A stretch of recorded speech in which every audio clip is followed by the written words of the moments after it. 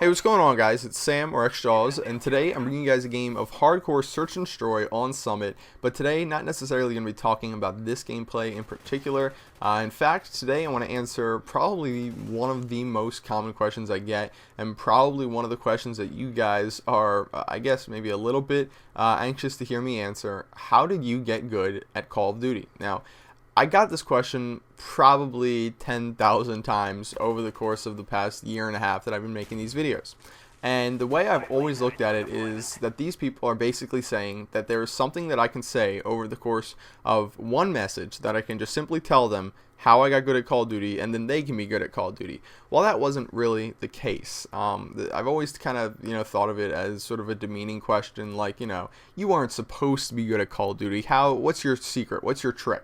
And that's kind of the wrong way to approach that question.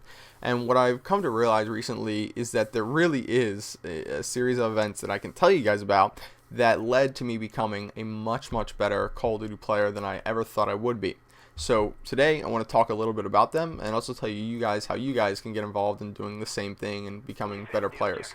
So let me start from the beginning. Back in 2007, I bought Call of Duty 4 and an Xbox. Not at the same time. I waited a little bit after I got the Xbox to get Call of Duty 4, and it was one of my first-person shooters ever. I didn't even have the handle on the Xbox controller. Like, it was really tough for me.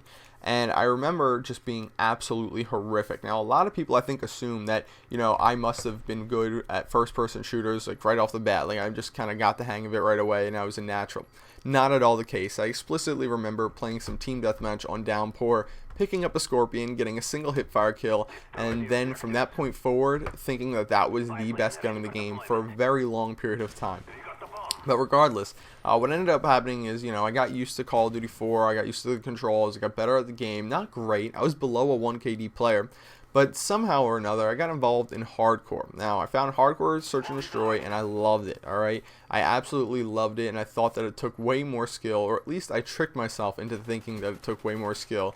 When in reality, Hardcore Search and Destroy, a lot of people play it because they think it's more realistic. While it's not at all realistic, Call of Duty is not a game that really can be compared to realism.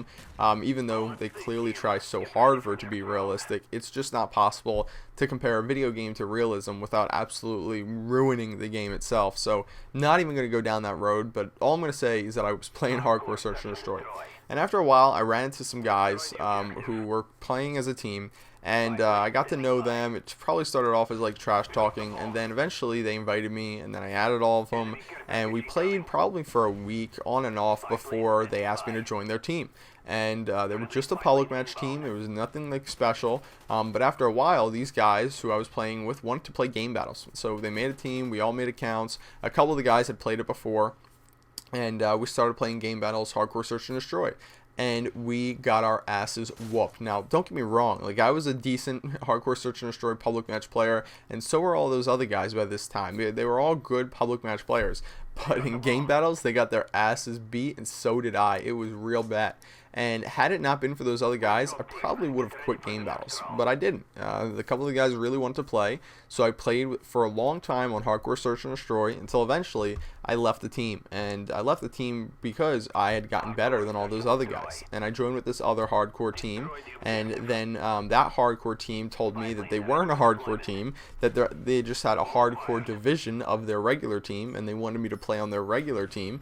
And that was kind of a shocker to me, and then I had to play regular. And the reason why I'm going through all this fast is because this video is about to end, and I'm just trying to get the point across to you guys, is that, through playing competitive gaming, I played with and against better players than I ever would have encountered in public matches. And because of that, I was able to become a better player myself. And that is what I want to advocate to you guys today. If you want not a short-term fix to being a better Call of Duty player, but a long-term fix, if you have time to devote and you really would like to become a better player at video games, play competitively. Try to play competitively. It won't be a 1-month process. It won't be a 2-month process. It might be a 6-month process or a 1-year process. But that's how I got good at Call of Duty. I played competitive gaming until I got involved in Pro Circuit Ladder and online tournaments and CEVO and all these other things that you guys probably have never heard of and probably don't care about. But that's how I became the player that I am today. And that's how I would recommend anybody who wants to become a really good Call of Duty player gets better. go into competitive gaming with some friends, with some people who also maybe want to get better, and play.